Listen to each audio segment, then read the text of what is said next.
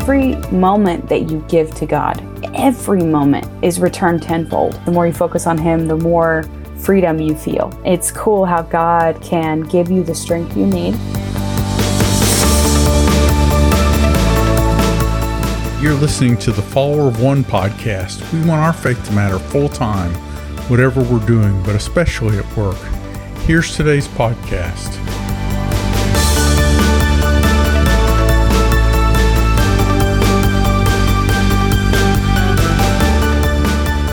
Hey everyone, this is Mike Henry with Follower of One, and today I'm interviewing Jessica Fletcher. Jessica, how are you? I'm doing well. Thank you for having me. Hey, thanks for being on here. It's not like we don't talk, right? Right. So tell everybody a little bit about you and what we're talking about here. Like Mike said, my name is Jessica Fletcher, and Mike is my dad. Today we're going to talk about my experience, mine and my husband's experience with Follower of One and what it's like to be on a missions trip. And I'll just share some things that have happened to us while doing them. I think I'm on my 5th or 6th missions trip, and Chris is my husband. I think this is his 3rd or 4th. What kind of work do you do? I work as a night shift 911 dispatch supervisor full-time. And then part-time, I'm an ADSAC facilitator, which is alcohol, drugs, substance abuse course counselor. I do that part-time. And then my husband and I run 2 businesses on the side. One in the health and wellness industry and one where we make handmade gift items to help people bless other people in their lives. A couple of days a week you sleep. Right. A couple hours here and there. Mm-hmm. And you have a couple of dogs and... Yes. Chris and I don't have any kids yet. We have 2 dogs. We have a miniature dachshund named Zoe, who's about 1.5. And then we have a rescue bandit, who's really a 50-pound bull in a china cabinet. But they're great additions to our home, and they keep us very busy. Cool. So tell people a little bit about your experience with the Marketplace Mission Trip and Follower of One. So I've been listening to this concept of going into the workplace since I was probably about 16 years old. My dad, Mike, has always been really compassionate towards his workplace as far as like bringing Jesus there. I've watched him deal with some struggles in what that's like. And growing up, we moved around a lot. Dad changed a lot of jobs. And so he got to meet and experience a lot of different people. And he has lots of experience in dealing with different peoples on different levels. And as a manager, when I stepped into a supervisor position, that's when this concept of taking your mission into the workforce became very relevant for me. Not that it wasn't before. Working as a 911 dispatcher, I've been in dispatch for over 10 years now, 9 years now. And as that job is, my job is to save other people. And moving into the management role, my role is now to help other people save other people. So I get to see this from a different perspective. And it's one of the things that really brought home what it means to be a missionary in your workforce, because you're constantly going in as a manager, especially, but really you can play this role in any facet. If you go in with the idea to help the people around you and to show them love and compassion from God's perspective, it really opens your eyes up to how you can be a supportive role to them. And as management, it's my belief that my job is to support them. My job is to help them. My job is to lift them up continuously. And I've struggled with this. I've been a supervisor for 3 years. And sometimes as a supervisor, we get bogged down. And even not just as a supervisor, but any role that you play, we get bogged down in the things that we just have to do every day. I have to get this work assignment done. I have to answer this email. And the Marketplace Missions Trip was a great way for me to incorporate God in my everyday workforce. During the past 6 years, 5 out of the past 6 years, I led a life group, a small group in my church. And one of the things that my age group, I'm 35, about to be 35, and one of the things that we talked about, my age group always talked about, was how hard it was to continue to maintain your Christian perspective and your Christian mentality and your Jesus focus while on the job. And it didn't matter what role you played. We all felt challenged to be Christlike in our job. I remember when you brought this to me and you said, I've got this idea and I want to do this thing where we make mission trips and we send Christians into their own workforce. And I thought, oh man, this is it. this is it. This is exactly what people are needing. This is what Christians are needing, because I feel like a large majority of the Christian population feels like that's probably their weakest area. That's the area where they struggle the most to display God. And I think a lot of that has to do with our own insecurities. And we're around these, I mean, think about it. We're around these people for like a third of our life. And we have all these insecurities about how we want to portray ourselves to other people. And oftentimes being a Jesus follower, being a Christian, being someone who loves God and lives out godly morals is not something that is socially accepted. Yeah. When you took a mission trip, what was your kind of first experience when you got involved in this? First of all, I had no idea what to expect. I've been on actual traveling missions trips. I've been to New Mexico for a missions trip. I've been to a small city in Oklahoma for a missions trip. And having gone on those in the past, I didn't really know what to expect for not actually leaving and packing a bag and traveling to a location and what that would look like. We didn't know either, right? We were making it up as we went. Making it up as we're going along. Which is good for you because you're always good at dancing to the sound of your own horn. So it's been a great experience because the very first one, every day I was tasked with a new way of looking at my job. And that sounds bigger than what it actually is. But if you can just stop for a moment and really look around at your workforce, you see things from a different perspective. And if you allow God to come in first, and you allow him, like meeting with him in prayer when I get to work now is something I do really, really every day. I sit down at my desk, I start doing the things that I need to get done, and I almost always stop and just take a moment to pray.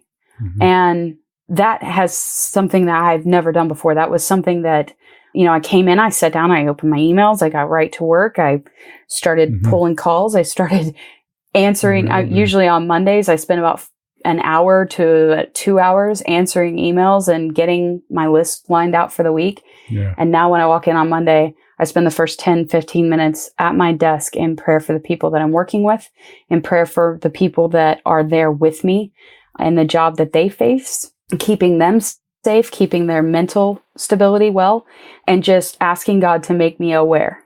Yeah. And that's not something I had done in the past. And so doing this mission trip, my very first one, just following with the emails, reading the emails, spending some time very dedicated on each step as you go through the mission trip really opened up my eyes to see other people around me in a totally different way. And it makes it not easier, but it definitely makes more of a roadway to travel when you go in with that sort of mindset. You go in with a purpose, and the purpose isn't just answer emails. A couple of these trips now, you and Chris have both come up with ideas of things to give away too, haven't you?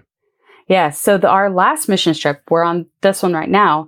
And the last one we did, God really used both Chris and I. We had some unique experiences. The first one we had was actually Chris came home. We make decisions together when especially when we're going to do something for someone else, we try to do it together as a group or as a couple. And he came home from work one day and he said, I've got this coworker who's going through some really rough stuff. And it was a situation with his son, and he was having a very hard time. It was a personal issue, and he was having a very hard time coping with it. And Chris and I talked about it, and he's like, I want to do something for him. I want to get him something. He likes video games, and I was talking to him about these video games, and he does not have this game that I think he would really like. And would you mind if I go and I buy that for him and his son to play? And I said, absolutely, go take care of it. So he went to the store. Actually, he got online first and looked to see if they had one available. And he didn't see one. So he decided to go ahead and go in and see what he could find. And he went to a used game store, which is where we buy most of our stuff. And anyway, he went in and he couldn't find it anywhere on the shelf. This game is about 2.5 years old now. It was a very popular game back in the day. But anyway, so he goes into the store and he can't find it anywhere on the shelf. And so he's getting kind of bummed out. And we both felt like this was very important. We did pray about it before we made our decision. And so Chris walked up to the clerk and he said, hey man, I'm looking for this game. Do you happen to have one available, or do you have one at another store I could go to? And the guy pulled up on his computer and he goes, I can't believe this. I have one that someone reserved 2 years ago before the game was ever released, and they never came and picked it up. And so I'm getting goosebumps thinking about this. So Chris was like, I can't believe that either. So he pulled it out and bought that game and then took it to his coworker. And his coworker was very blown away by our actions. And I don't know too much about the conversations that followed, but I know that it was a blessing. And the fact that God reserved a video game for Chris to buy 2 years prior to us doing this mission trip was a big deal. Yeah. And it was a cool way to see God work. Very cool. Yeah. Have you seen other kinds of things, or do you remember other thoughts you had or experiences you've had on the trip? Yeah, so I actually have an employee who I write notes sometimes to them. I've done this in the past, even before the mission trip, where I just say, hey, thanks for being here. There's kind of a mentality in my world and the policing world, and that we shouldn't be thanked for doing our job. And to me, that seems so off. So I try to go above and beyond. And when I see something that they do in a positive way, I try to reinforce that. I also try to thank them for showing up, even though a lot of them say, well, I have to, it's my job. But to me, that's important. There are people in the world that don't show up for work. So I had not this past mission trip, but the mission trip before that one. So I guess 3 ago, I had an employee who had just switched over to my shift. And there was a lot of unsettledness about it. And so I just sat there one day, felt prompted, write her a note. So I got one of my thank you notes out of my desk and I sat down and I just wrote her a note. And then I stuck it in her mailbox. She did not see that note until almost 3 months after that. Wow. I guess she had never really paid attention to her mailbox, and so she just never saw it. But she came to me later and she just said, do you do this a lot? And I said, no, not really.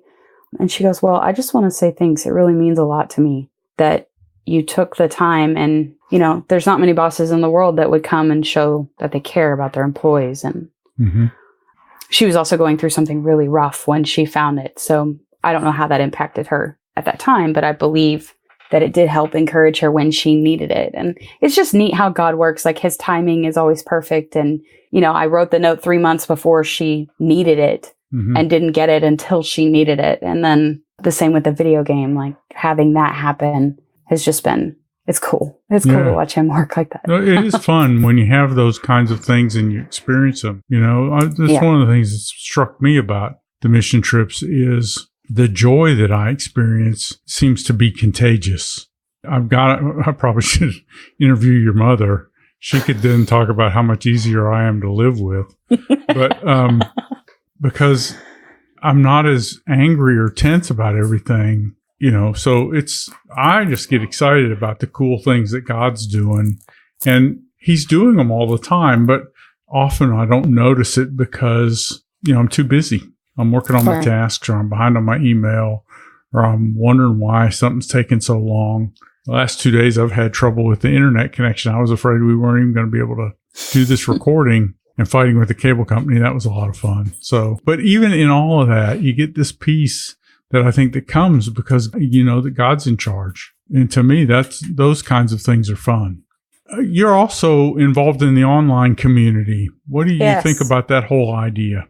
So the online community is a great way to get plugged in. One of the best things about the online community is that it is a little bit separate from the rest of the world. And what I mean by that is, in the world, Christians are attacked on a daily basis. And even in social media, we are not encouraged to promote the Christian. We're not promoted to talk about those sorts of things. Like it's slowly but surely becoming very unacceptable, actually, for you to share your faith, especially in the social media world. We're not there yet, but the signs are there. And I think the great thing about the online community is that it allows you to kind of get away from all the noise of that.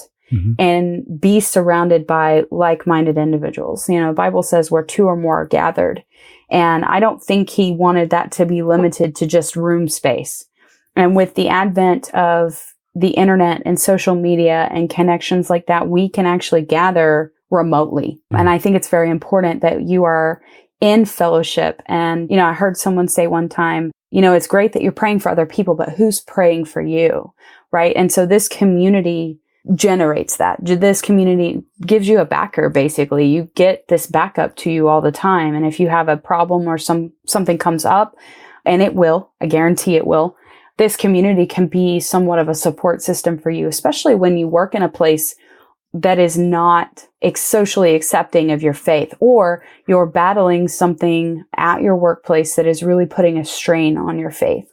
You have this community to go to and talk to. You also have a safe space to talk about, like we have the prayer team that I lead, and the prayer team is a safe place for you to get involved and pray for not only follower of one, but each other, and to really support each other in that way. And we need that. There are so many people in the world, and unfortunately the number's growing, where they are being ostracized because of their faith. And it's important that these people have a place to meet and to discuss issues and to share each other's faith. When you share your faith with someone else, especially other believers, your faith can be built up because of it. Yeah. So it's important that you get involved in the community and get plugged in so that other people can help build you up and you can help build up other people. Yeah. The community is located on the home page. You can find it. It's just click the link for the community or join the online community. The community is a private community, but anyone who thinks that stuff that they do on the internet can't be seen is asking for trouble. And so we try to make sure that we respect confidences and do those kinds of things, but that we're encouraging one another in this online community. And there are subgroups in there, one of which is our prayer team. We hope to end up having a large number of people in the community who can connect by the type of job they have or the industry that they're in, or even the area that they're in. We have a Tulsa subgroup right now because many of the members in the organization are from the Tulsa area, which is where we're from. And we're starting to try and arrange some local meetups, and hopefully we'll get critical mass of people from some other communities here soon and start having face-to-face meetups once a quarter or something like that in various towns so that we can encourage one another. My own experience was most of the people that I spoke with at church, they felt like they were pretty much doing what they could with their faith. And I always wanted to do something more. And so I like trying to be around other people who want to figure out a way to do something with their faith at work. And that's where the idea for the community came up. What other things, Jessica, would you share that are kind of keys that you found through some of the stuff we do in the Follower One community, or any ideas that you have to help people experience the joy of walking with Jesus at work? My first tip would be consistency. One of the things that I get challenged with on a daily basis, not just at work, but also at home, is being consistent in prayer time and in reading my Bible. I think that's one of the great things about the community, as well as the emails themselves, is they help to move you in that direction. Because if you get a notification or you get an email, it can remind you, hey, let me stop and take 2 minutes and just say, hey, thanks, God. Or spending, the 3 to 5 minutes to read an email can spark ideas. And every moment that you give to God, every moment is returned tenfold. Yeah. And that's in the Bible as well. And so we are so busy that we tend to wake up and hit the ground running, and we don't ever really stop and think about the things that God would have us think about, and becoming more intentional with our time and becoming more intentional with our space. At work, I have to be intentional in how I spend my time, because there's always more stuff to do than there is time. And part of the mission trip is about making the time for the things that are important. And people are going to be way more important in the long run than, say, your emails. And so making time to check in on somebody, making time to pray for someone, making time to just walk up and hug them and say, I'm in your corner. I actually learned just before this mission trip started that I've got an employee battling a health issue. And, I don't know how to help her. And so I walked in Monday this week, actually, walked in and I saw her and I just said, I'm here. If you need anything, I'm here. Yeah. I'm in your corner and I'm praying for you and I'm here. And I felt like that was exactly what God needed me to do in that moment. I've had other opportunities that come up with like that, but if you're not intentional with your time, I probably would have done what I normally did, walked in with a smile on my face, said hi, and gone to my desk and hidden my box all day. Mm-hmm. And so just being intentional. People are valued by the time and the things that you remember of them. And so taking just a few moments to say, hey, how's this working with you? Or how you doing today? Or, we talked last week about this situation. Has that changed at all? Can I do anything for you? Is there anything I can do for you? Chris and I, when we were in marriage counseling, one of the things that they told us in our marriage counseling was start your week off by asking, what do you need? Mm-hmm. What do you need from me this week? And so I'm intentional with him about it, but I'm not intentional with my employees about it. And so going on this mission trip has helped create that consistency where I step in on Monday or their Monday, because we all have different Mondays. But whenever they show up and I say, what do you need this week? What can I do to help you today? Yeah. Instead of being focused on the things that we think we need to take care of. If you spend just a minuscule of time, God will reward that bigger than any email you could ever answer. Yeah. Well, thanks. That's really helpful. And I'm grateful for you taking the time to do this as we figure out and get these podcasts going. I'm excited at how I believe God's continuing to use the community. We counted up the other day that we're in the middle of our 6th mission trip. It's a total of 208 people trips, 150 unique people. Different people have gone on a mission trip this year with Follower of One. And so it's exciting to see the things that are happening. And I'm grateful that you're a part of it. And I'm also grateful that God's doing stuff with it. Jessica, I'm also going to put some notes in the body of this podcast when it goes live to direct people to connect with you through LinkedIn or online. We'll put in a link to your store and a couple of other things too. But I want to thank you very much for taking part in this and for helping me with it, because it's exciting and it's a lot of work, but I'm excited at what's going on and I'm grateful that you're a part of it. Right. Well, and God does supernatural things. You talked about being excited about the more you do this, the more you focus on Him, the more freedom you feel. Mm-hmm. It's cool how God can give you the strength you need. I've noticed that with the mission trips, whenever one starts, some big crisis happens at work. Mm-hmm. And I believe that's divine, actually. I believe that's something that Satan is trying to work against us when we get powered in on these things. But just like you struggling with your internet today, that does not at all surprise me. And I love how God can give us the strength and the courage if we just invest. We just look to Him. We spend just a few minutes with Him. He can do so much with that than we can ever do on our own. Yeah. And that's something that these missions trips have kind of instilled in me. And even when I'm not on a missions trip, the things that I put in place during these missions trips, like pausing for 5-10 minutes when I get to work to pray for my coworkers and the shift and just the things going on, that happens now, even when I'm not on a missions trip. Mm-hmm. Yeah, it is good to kind of get the habits, isn't it? Yeah. Yeah, and He does a lot with that, and it's very rewarding to see Him work like that. Well, thank you very much for doing this. And anybody listening to this podcast, check out the Follower of One community. Sign up for the next mission trip. Do something to cement this kind of intentional behavior into your own Christian walk, and you'll experience some of the joy that Jessica and I are both experiencing as well. Thanks so much for being a part of this, Jess, and thank you for listening. This is Mike Henry with Follower of One. Thanks a lot. You've been listening to the Follower of One podcast. Follower of One is an online community for those who want to intentionally follow Jesus every day at work or wherever we go. Join us and learn more at community.followerofone.org. And don't forget to subscribe to this podcast and share it in your various social media platforms. Thanks for listening.